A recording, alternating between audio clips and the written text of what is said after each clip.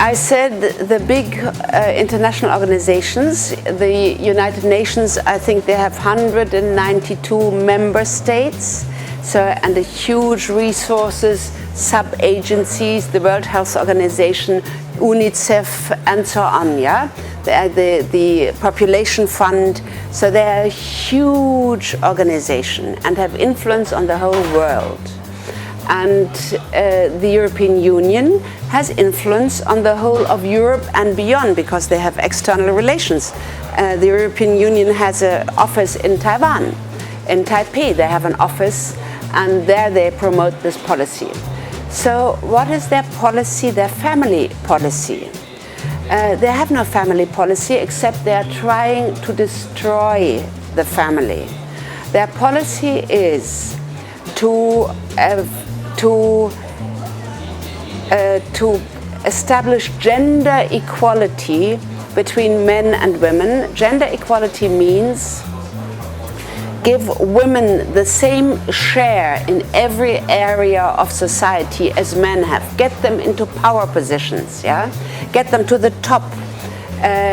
And they are against, they lobby in the whole world for homosexual marriage, same-sex marriage, which is something which does not exist. Marriage is defined as a union of man and woman open to the procreation of children. It was never anything else in the whole history of humanity. Same-sex people are unable to form a marriage. They are unable to procreate children. So these two large institutions, United Nations and European Union, are battling for same-sex marriage all over the globe in all areas of society. A third point, they are pushing sexual education, comprehensive sexual education into all nations. What does that mean? Let me expand a little. Up in normal societies, children have, before they come into puberty, they have a space, an unsexualized space, where they can be children, where they can play, where they can learn, where we sort of protect them from sexuality, because once you get into sexuality, life becomes difficult. That used to be a definition of childhood, to have a realm without sexuality. Children's plays are not a matter of sexual satisfaction, it's a matter of curiosity of children. So now, these large international organizations like the World Health Organization push the sexualization of children into our education system, into kindergarten, into schools. There's a document which you can find in the internet. It's called Standards for Sexuality Education in Europe. It's by the World Health Organization together with the German state organization. There, the advice is always a little covered up by the concepts, yeah? Teach children about masturbation in the first age group from 0 to 4 years of age.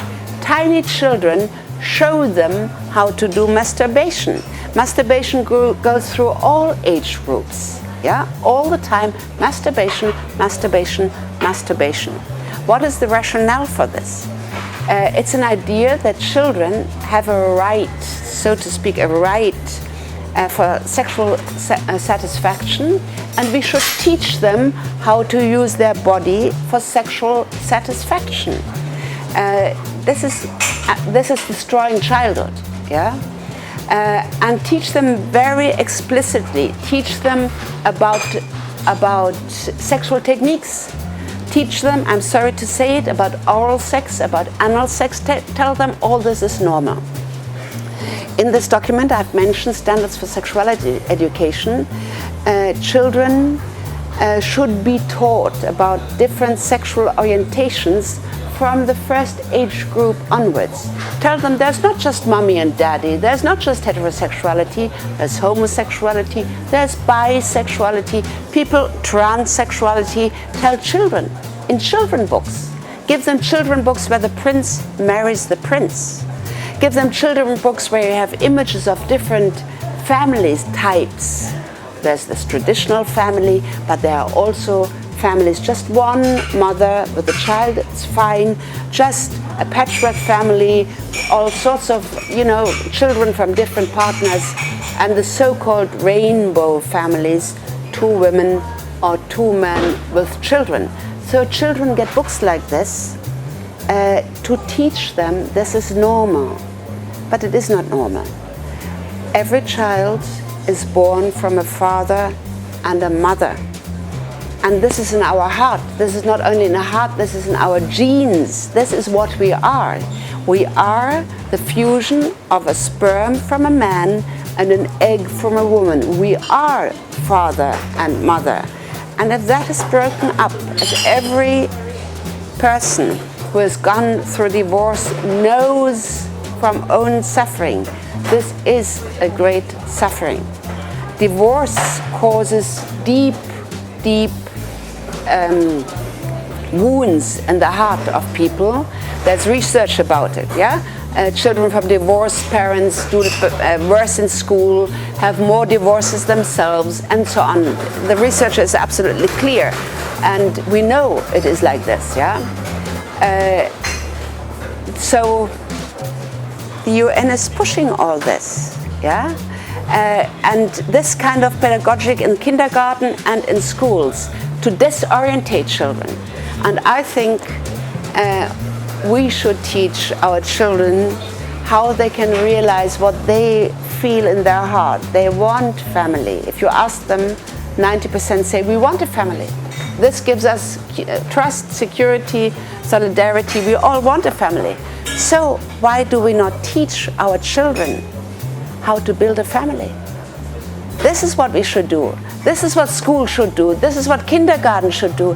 We have it in our heart. Teach them, because it is not easy to live, to be parents. It is not easy to build a good marriage. It is not easy to have a good family. We should support each other in doing this and teach children how to do it.